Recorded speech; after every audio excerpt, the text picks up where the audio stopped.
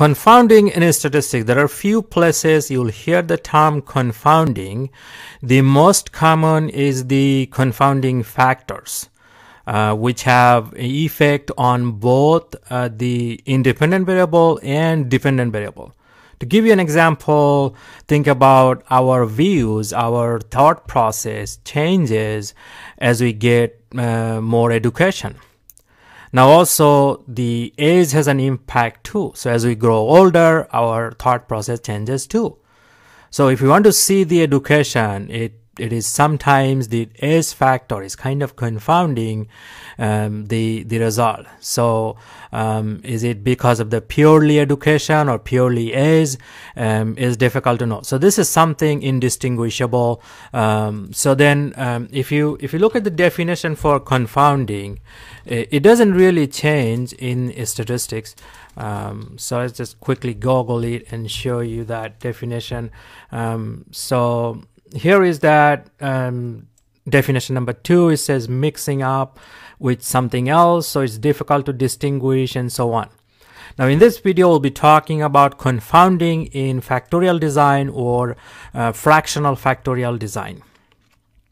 It is basically so it has a little bit different application in compared to the confounding factors. So in this case it's not a confounding factor in factorial design or fractional factorial design. It is a factorial effect. For example, let's start with this 2 cube design. So if we have 3 variables, let's say variable A, B, C, and then we have the interaction AB, AC, and then BC, and then the higher order interaction ABC. So if it's a 2 level, then we have for the A, we have 2 minus 1, which is 1 degrees of freedom. For B, we have 1 degrees of freedom, 1, and then AB, we have 1. So we have total 7 degrees of freedom. Now, to complete one full replication using a 3 variable study with 2 levels each, we need total 8 experimental condition or 8 experimental runs. So if we complete one full replication, let's say we collect total 8 data, and then that will give us the degrees of freedom for that 8 experimental run would be 8 minus 1, which is 7. So if we run one full replication, we should be able to see, because we need 7 degrees of freedom for all of these effects to be estimated, and we have 7 degrees of freedom from our experiment, we should be able to see all of these effects. Now there are situations where we might not be able to produce that 8 experimental units from one homogeneous batch. We may have a restriction. We can only get 4 experimental unit from one batch or one block, and another 4 from another batch or another block. So because of these 2 blocks, then we are missing the 1 degrees of freedom for having 2 blocks in the study. So now we don't have 7 degrees of freedom. We only have, subtracting that 1 is 6 degrees of freedom.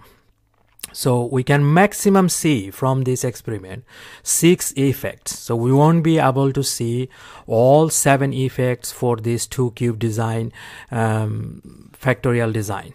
So we can maximum see 6 degrees of freedom. So that 1 effect from these 7 effects is not distinguishable from this study, which is confounded. The meaning of confounding word is indistinguishable from others. So 1 degrees of freedom is lost because of blocking. Therefore, we won't be able to see all 7 effects from this experiment. So 1 effect is confounded in that block. So, and that effect is confounded. And that is the definition of confounding. Now, how to do the confounding? Generally, the higher order interaction is not our interest. So ABC interaction, if we have to sacrifice one of the effects from these 7 effects, we'll sacrifice this ABC interaction. Now, how to do it systematically? It is a little bit process. I have the full systematic way of confound an effect, confound 2 effects, confound 3 effects, depending on the experimental situation. Also using another method. So I showed using 2 different methods and how to confound an effect. So here I'm showing how to, so in the openeducator.com, in chapter 7, module 7, you can see confounding and blocking in factorial design. So this one here shows very systematic step-by-step process of how to confound the higher order interaction, the AV interaction, or anything you want to confound. It's just very simple process. You can use Excel to do the confounding.